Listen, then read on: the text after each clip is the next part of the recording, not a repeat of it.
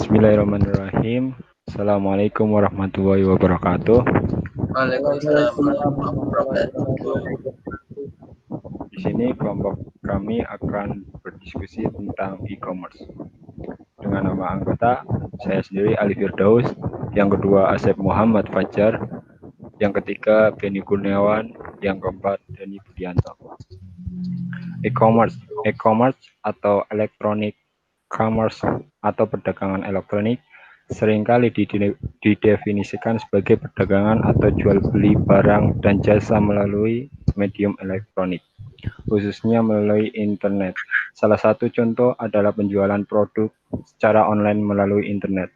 Dalam beberapa istilah, e-commerce juga dikenal e-business, e-store, e-tailing, dan e-market. Perusahaan terkenal dalam bidang ini antara lain eBay, Yahoo, Amazon.com, Google, dan PayPal. Ciri-ciri e-commerce menggunakan prinsip jual beli dan transaksi elektronik, seperti transfer dana, baik dana uang virtual maupun dana berupa uang asli menggunakan rekening koran. Melayani proses pemindah tanganan suatu barang yang dalam hal ini lebih populer dengan istilah proses jual beli barang di dalam situs e-commerce. Memiliki prinsip jual beli barang di mana setiap situs e-commerce hanya berfokus pada kegiatan jual beli barangnya saja dan proses transaksi serta perputaran uang hasil jual beli saja. Bisa berbentuk situs web dengan alamat yang berdiri sendiri ataupun model toko online yang menggunakan media sosial yang gratis. Dan mungkin dari rekan-rekan ada pertanyaan. Dari saya sendiri terlebih dahulu pertanyaannya. Boleh. Apa, Li? Apa pengertian e-commerce menurut rekan-rekan sekalian dan berikan contohnya? Monggo, siapa dulu yang mau menjawab dari Kang Asep? Boleh. Kalau menurut saya tuh e-commerce identik dengan jual beli online ya. Transaksi jual beli tapi dilakukan dengan perangkat elektronik kayak handphone, laptop, gadget, komputer gitu. Jadi transaksi jual beli yang dilakukan pada alat elektronik dan menggunakan jaringan internet. Contohnya kayak Shopee, terus Bukalapak, gitu pendapat saya. Izin menambahkan dari pertanyaan Mas Ali. Kalau menurut saya untuk e-commerce itu bukan hanya kita berjualan secara online hanya menjual barang ya, tapi kan ada juga jasa juga bisa diperjualbelikan. Semisal kayak jasa transportasi online, semisal Gojek ataupun yang lain-lain, itu kan juga termasuk dalam e-commerce ya Mas Ali ya. Ini menambahkan aja sih dari jawaban Mas Asep. Dari Mas Beni barangkali ada tambahan. Pada dasarnya sama. E-commerce itu berjualan online berbentuk barang, jasa. Menurut saya sama. Cuman yang membuat berbeda itu antara jasa dan barang. Kalau jasa itu kan mungkin transportasi ya, membutuhkan kendaraan, berarti kan membutuhkan operasional kalau menurut saya. Sedangkan kalau barang berarti kita harus punya bentuk barang yang produksi lah, intinya begitu. Contoh-contohnya kan misal kalau Pak Ali kan bertanya nih contohnya ya banyak. Sebenarnya yang offline pun bukan berbasis online juga, offline pun ada. Misal penjualan pulsa itu kan tidak membutuhkan online juga, itu berbentuk e-commerce juga. Terus tarik tunai, debit yang berbasis toko offline juga ada. Tapi sih tetap data secara online, begitu kalau menurut saya. Mungkin ada tambahan dari rekan-rekan lain. Udah kali ya. Izin bertanya sama ini, saya kurang paham ya kalau saya tadi yang Gojek juga e-commerce ya, karena jasa Kalau misalkan kayak POS apa JNT itu termasuk e-commerce, kan itu jasa, terus bisa online dicek gitu, bisa.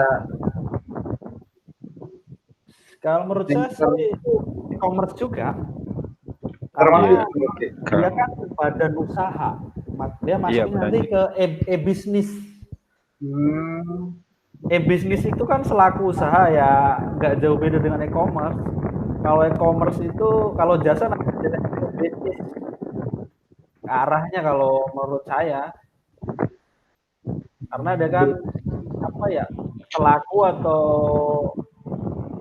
produksi berjalan. Kalau dari pengertian dari bisnis yang materi Ibu berikan kan, e-bisnis itu kan didefinisikan secara luas proses bisnis yang bergantung pada sebuah sistem terotomasi. Kalau dari, jadi dia masuknya tetap e-bisnis. Oh, bukan e-commerce ya Mas ya? Kalau menurut pandangan saya, dia kan proses bergerak, dia bisnis. Nah, meskipun prosesnya masih konvensional ya, bukan? Iya, sebenarnya dia ya sudah online juga sih sekarang mah. Iya. Apa sih yang nggak online begitu? Apalagi di musim pandemi istilahnya. Iya. Mungkin yang lain mau memberikan pertanyaan? Ya, izin bertanya lagi, Mas Ali. Ya, silakan. Seperti jawaban yang telah saya singgung tadi, terkait apa ya, jasa ya dalam e-commerce. Menurut kalian ini apa sih pengaruh layanan transportasi online pada kehidupan masyarakat di masa sekarang, apalagi di masa pandemi seperti ini, baik positif maupun negatifnya untuk lapangan pekerjaan ataupun lingkungan masyarakat lah. Kira-kira apa? Izin menjawab, mungkin positif bagi kita lebih enak karena apa, transportasi bisa langsung ke tujuan kita atau ke dekat rumah kita. Tapi mungkin efek negatifnya bagi angkot-angkot yang nggak pakai apa, e-commerce ini, mungkin mereka akan kalah karena mereka menunggu waktu ya, kalau yang nggak online ya. Kira-kira perkiraan gitu. Mungkin itu saja sih dari saya. Dari yang lain? Mungkin dari saya, dari segi transparansi ya. Pertama, kalau kita berbasis online itu kan transparansi jarak kita per kilonya berapa udah kelihatan harganya. Kita mau misal sewaktu-waktu juga kita bisa cek nih harga, mau ke tempat si A, ke alamat si A, si B, kita tinggal klik, muncul harganya, lebih efisiensi. Bagusnya di situ sih. Untuk dampak ke masyarakat luas ya, transportasi umum yang saat ini mungkin seperti kata Pak Ali tadi, Mas Ali, berpengaruh karena mereka masih semi manual namanya kan, semi manual. Jadi dampaknya besar. Terus ojek-ojek yang belum mengerti mangkal mungkin berdampak. Ya. Tapi dari segi pekerjaan, lapangan pekerjaan terbuka luas. Karena kan itu apa ya, semua kalangan bisa menjangkau, tapi bagi yang mengerti digital, digital intinya begitu. Kalau menurut saya, mungkin dari Asep. Izin menjawab, menurut saya adanya jasa transportasi online gitu banyak sekali ya keuntungannya dibanding kerugiannya, walaupun pas awal-awal peluncuran kayak motor online atau ojek online itu kontroversi ya, banyak dari pihak kalangan pangkalan ojek yang merasa tersaingi, terkalahkan. Jadi beberapa dari ojek pangkalan itu merasa kurang enak dan terjadi beberapa kali kekerasan mungkin ya. Contoh gampangnya itu yang menguntungkan, kayak misalkan ada ibu mau nitip ke tukang ojek, ada tukang ojek pangkalan sama tukang ojek online, nitip anaknya ke sekolah, orang tua nggak bisa mengantarkan. Nah, kalau ojek online kan pakai map.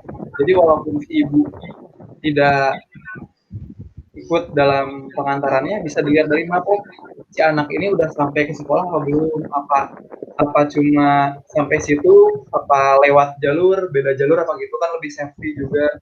Kalau dititipkan ke ojek pangkalan kan nggak tahu kemana perginya, tahu-tahu sampai apa enggak gitu, takutnya ada penculikan anak atau gitu.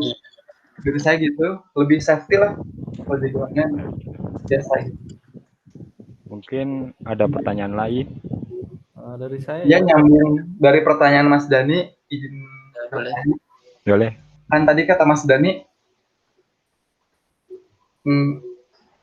ojek online ya jasa.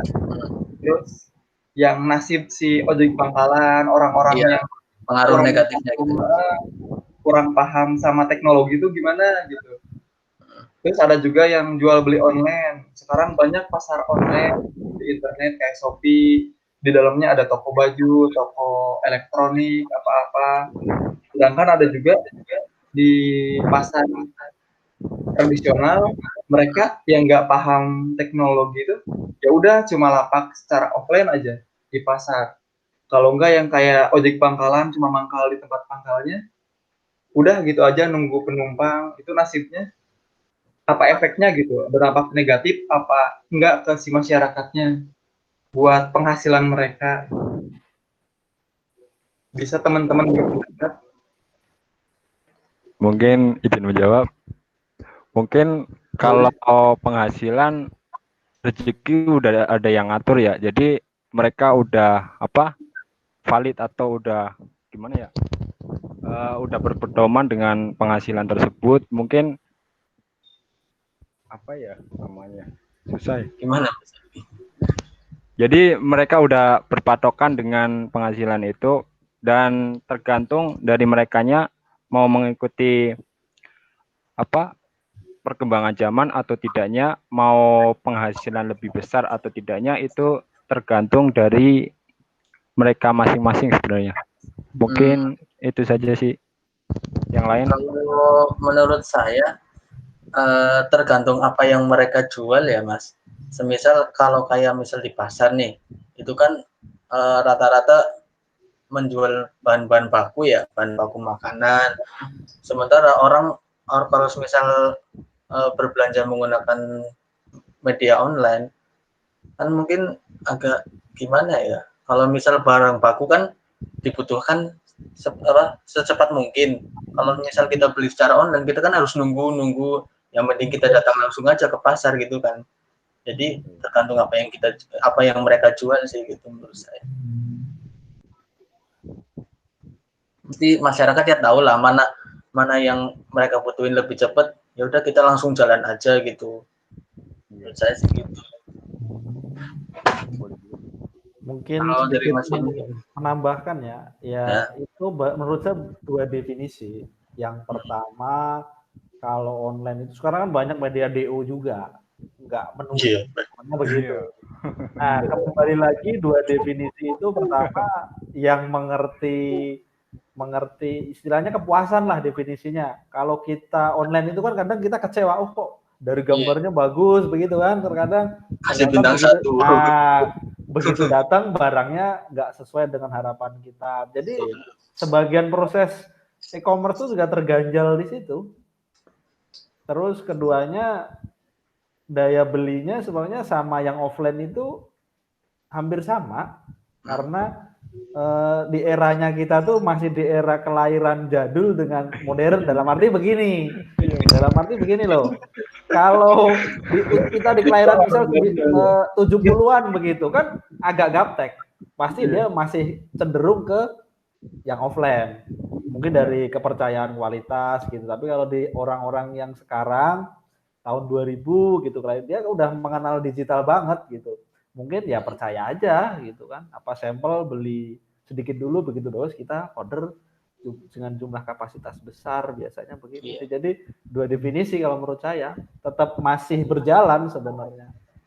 Misalnya di Indonesia sendiri kan e-commerce ya baru 3 tahun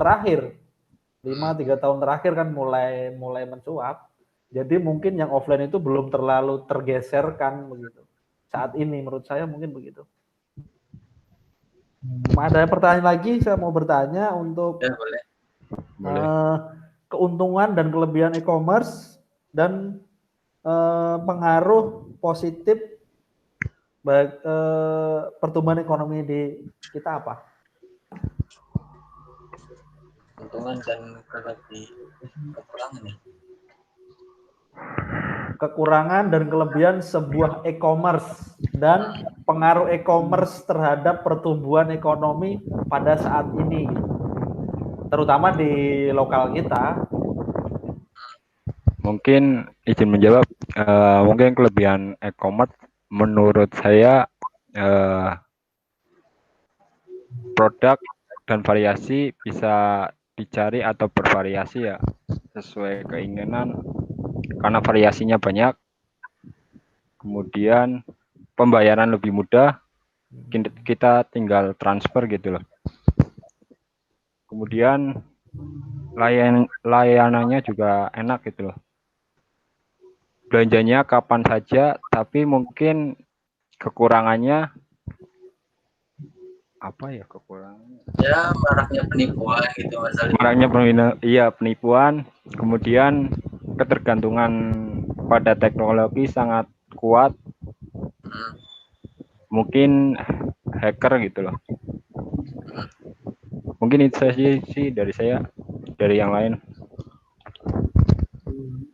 Izin menambahkan, menurut saya iya sih intinya sama.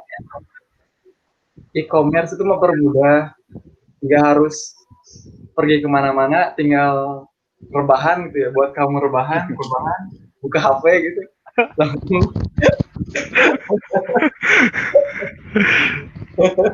bisa milih-milih gitu, kayak muter-muter ke mall gitu kan.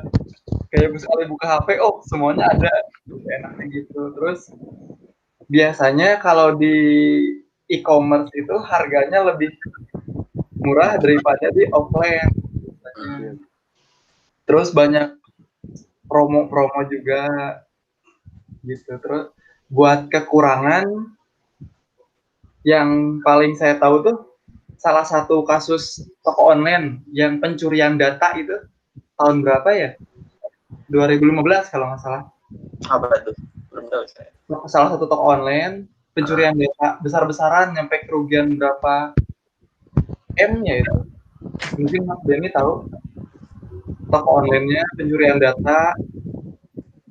Terus yang paling ngeri pencurian kayak nomor kartu kredit sama passwordnya. Misalkan si akun salah satu toko online memasukkan nomor kredit beserta akunnya. Nah, ntar takutnya disalahgunakan sama si cracker gitu, hacker. Kejahatannya seperti itu. Mas Dani barangkali mau menurut saya dalam bidang perekonomian ya, tentunya akan membuka lebih banyak lagi para wirausaha menengah ataupun wirausaha kecil ya Mas Ben ya. Iya. Apalagi dengan media online kita mungkin biaya yang dikeluarkan akan lebih sedikit karena kita kan nggak perlu nggak memerlukan lapak ini, nggak memerlukan tempat untuk kita memasarkan barang-barang kita, tinggal kita diam di rumah, sediain barangnya ada, nah baru kita bisa jualkan kayak yang bisa kita jual lewat online dengan spesifikasi dan barang yang kita jual itu emang benar-benar bagus gitu buat masyarakat. Jadi pasti ada dampak positifnya tersendiri, meskipun dampak negatifnya seperti yang tadi Mas Asif sebutkan, kayak ada pencurian data, ada penipuan dan lain-lain. Itu yang jadi masalah sih terkait e-commerce ini. Ya, itu menurut saya Mas Ben. Ya, mau semua hampir sama sih, udah mendekati pertanyaan. Ya. Mungkin ada pembahasan yang lain yang mau ditanyakan bisa kita diskusikan. Yang sekiranya belum mengerti gitu, yang paham nanti dia bisa menjawab. Mungkin satu pertanyaan lagi dari saya. Ya. Karena maraknya penipuan, bagaimana cara Anda menanggapi penipuan dan cara antisipasi dalam hal tersebut? Ya, izin menjawab Mas Ali.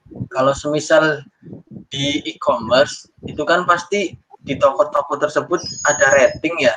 Salah satu tujuan yang pertama sih kita lihat ratingnya dulu.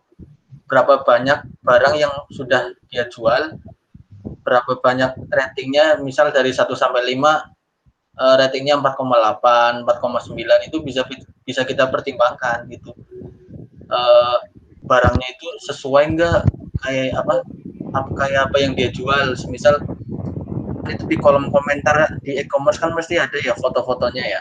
Misalnya kepuasan pelanggan barangnya, oh barang ini sesuai nih yang kita beli, ini datangnya ini, warnanya ini, datangnya ini. Nah, itu bisa jadi bahan pertimbangan bagi kita kalau misalnya kita ingin berbelanja secara online. Jadi Kang Asep atau Mas Beni bahan. Kalau dari saya sebenarnya udah sih, karena pernah melakukan aktivitas beli ya.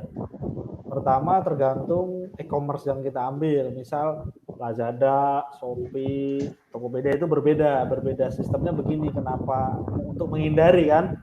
Iya. Pertama sekarang kan barang bisa dibayar di tempat. Bila kita nggak sesuai bisa di cancel. Pertama itu. Terus untuk rating sih ya menunjang, tapi kan banyak tuh produk, misal kita tergiur nih yang murah, cara kita nggak tertipu kan, uang itu kan kalau seperti Tokopedia kita masuk ke developnya Tokopedia, jadi kita aman. Nah itu ada penerimaan dari tanggal penerimaan tuh biasanya 2 hari, itu jangan di ACC dulu. Kita cek barang, kita pakai, kalau tidak terjadi masalah ya kita nggak perlu komplain. Kalau kita komplain, uang kita itu masih ditahan pihak Tokopedia. Jadi kita sebenarnya edukasi sih, tahu cara-caranya kita menahan gitu. Nggak begitu datang kita terima oke, setelah kita pakai kita kecewa. Ternyata rusak barangnya. Jadi pada dasarnya begitu. Soalnya kalau kita melihat rating kayak gitu sih, kita lihatnya yang umum ya, dalam arti nanti pembelinya bukan pemerataan. Misal kita udah tergiur kan, ini harga murah begitu kan. Nah, kalau saya pribadi mempelajari nih, begitu barang datang paling jangan saya okekan dulu, saya cek atau bayar di tempat. Sekarang banyak sih fiturnya. Mungkin begitu kalau menurut saya keamanannya. Ada tambahan izin menjawab menambahkan. Iya sih benar kata Mas Beni, Mas Dani juga. Dari rating bisa dilihat biar orang-orang sebelum kita beli itu menilai, oh di toko itu bagus atau tidak dari segi barangnya, pelayanannya. Terus kalau misalkan barang udah datang, benar kata Mas Beni, nyari toko online, si uang kita tuh jangan langsung ke toko tersebut, jadi ada penampungan uang dulu sebelum kita ACC. Si uang tetap tertahan di situ, jadi kemungkinan untuk barang kembali itu apabila barang tidak sesuai, uangnya gitu kembali masih bisa. Kalau enggak, kadang suka ada kalau di Shopee, misalkan Shopee Mall ada di situnya. Nah kalau itu kan udah ori ya, pasti barang-barang ori udah terjamin juga. Mungkin di situ bisa belajarnya kayak buka semuanya, bukan toko kecil yang daftar di Shopee-nya gitu aja sih. Terima kasih jawabannya. Ada pertanyaan lagi nggak? Cukup sih kalau saya. Cukup. Mas Beni. Cukup sih. Mungkin diskusi dari kita cukup. Sekian dari kami. Apabila ada kesalahan ataupun tutur kata yang tidak baik, kami mohon maaf. Sekian dari kami. Assalamualaikum warahmatullahi wabarakatuh. Waalaikumsalam warahmatullahi wabarakatuh.